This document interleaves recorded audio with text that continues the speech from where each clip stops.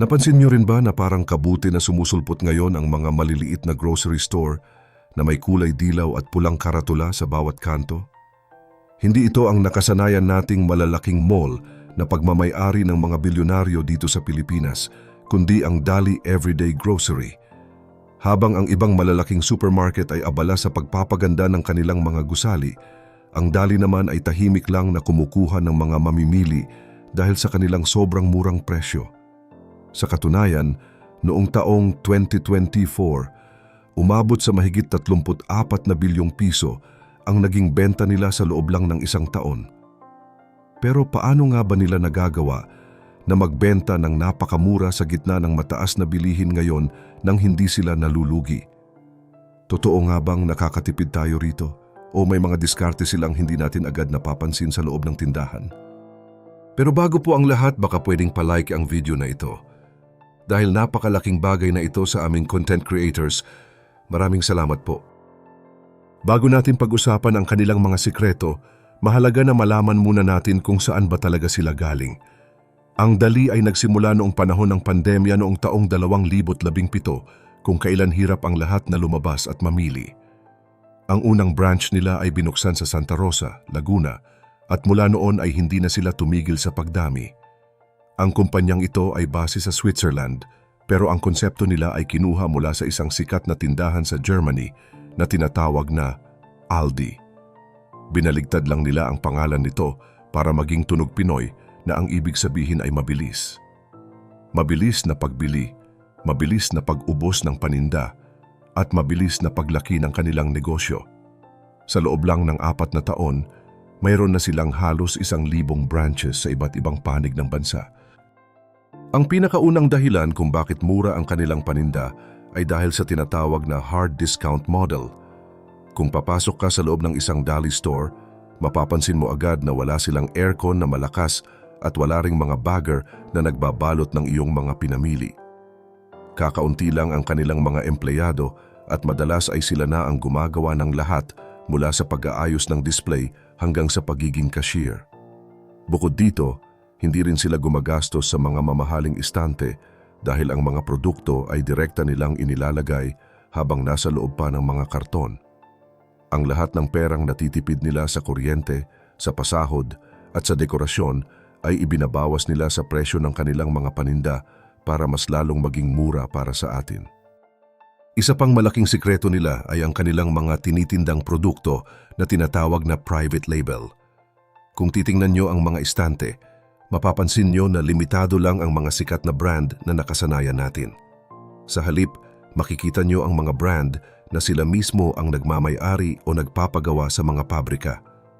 Mapapansin nyo na ang kanilang ketchup o kape ay may hitsura na katulad ng mga sikat na brand pero iba ang pangalan nito dahil wala silang binabayarang malalaking kumpanya para sa advertising at hindi sila gumagastos sa mga commercial sa TV. Nagagawa nilang ibenta ang mga ito sa presyong halos kalahati lang ng presyo sa ibang tindahan. Dahil sa sobrang mura ng kanilang mga produkto, marami na rin sa mga may-ari ng sari-sari store ang doon na bumibili ng bulto-bulto para muling ibenta sa kanilang mga barangay. Sa halip na dumaan pa sa maraming ahente, ang Dali ay direktang kumukuha ng mga produkto mula sa mga pabrika o manufacturer papunta sa kanilang mga istante. Wala silang binabayarang mga sikat na endorser o malalaking kumpanya para sa advertising. Dahil dito, ang napakalaking diskwento na dapat sana ay napupunta sa mga commercial ay direkta nilang naibibigay bilang bawas presyo para sa ating mga mamimili. Isa pa sa mga dapat nating mapansin ay ang kanilang napakababang gastos sa pagpapatakbo ng tindahan. Kung ang ibang mga convenience store gaya ng 7-Eleven ay nagbebenta ng tinatawag na experience kung saan may aircon at maayos na upuan, ang Dali ay walang balak maging sosyal. Ang tanging ibinebenta nila ay ang murang presyo para sa mga taong ang habol lang ay makabili ng kailangan nila sa bahay. Hindi sila gumagastos para pasayahin ka sa loob ng tindahan dahil ang layunin nila ay makalabas ka na dala ang iyong pinamili sa pinakamababang halaga. Pero ito ang nakakagulat na bahagi ng kwento. Noong taong 2023, umabot sa 22 bilyong piso ang kanilang benta at nitong 2024 ay lumundag pa ito sa 34 na bilyon. Pero alam nyo ba na sa kabila ng dambuhalang kitang ito, opisyal silang nalulugi sa kanilang mga record? Marahil ay mapapaisip kayo, bakit may mga negosyante na hinahayaan ang kanilang kumpanya na malugi? Meron bang matinong tao na magpapatakbo ng negosyo para lang mawalan ng pera? Ang sagot ay hindi sila tunay na nalulugi sa paraang iniisip natin. Ang ginagawa ng Dali ay lahat ng kinikita nila ay hindi nila kinukuha bilang profit o bulsa ng mga may-ari. Sa halip, ibinabalik nila ang bawat sentimo para sa kanilang mabilis na pagpapalawak o expansion. Ang mindset nila ay hindi ang kumita agad ngayon, kundi ang makuha muna ang tiwala ng buong bansa. Gusto nilang mapuno ang bawat kanto ng kanilang mga branch para masigurong sila ang magiging pangunahing bilihan ng bawat pamilyang Pilipino. Iniisip nila ang pangmatagalan o long-term na plano dahil alam nila na kapag malaki na ang kanilang presensya, doon palang tunay na dadagsa ang bilyon-bilyong kita. May 3 mahahalagang aral tayong makukuha sa diskarte ng Dali. Una, ang pagiging simple ay laging nananalo. Hindi mo kailangang maging magarbo para tangkilikin ng mga tao. Kapag tinanggal mo ang mga bagay na hindi naman talaga kailangan, doon ka mas lalong kikita. Pangalawa, dami o volume ang labanan dito. Kahit barya-barya lang ang kinikita nila sa bawat produkto, kung milyon-milyong tao naman ang bumibili araw-araw, mabilis pa rin ang pag-ikot ng pera. At pangatlo, ang pag-iisip para sa kinabukasan kung saan handa silang magsakripisyo ngayon para sa mas malaking tagumpay sa hinaharap. Dahil sa ganitong klase ng pag-iisip, malinaw na ang Dali ay hindi lang basta isang tindahan na nagbebenta ng murang gatas o kape. Isa itong napakalaking makina ng negosyo na may maayos na sistema at tamang plano para sa hinaharap.